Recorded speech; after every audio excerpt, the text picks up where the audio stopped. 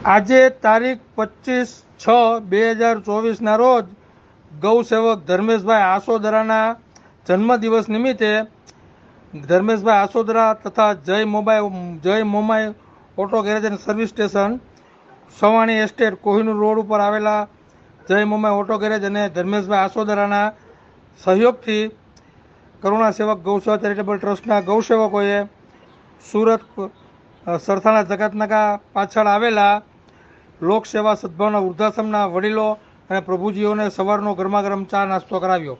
જય ગૌ માતા, જય ગોપાલ.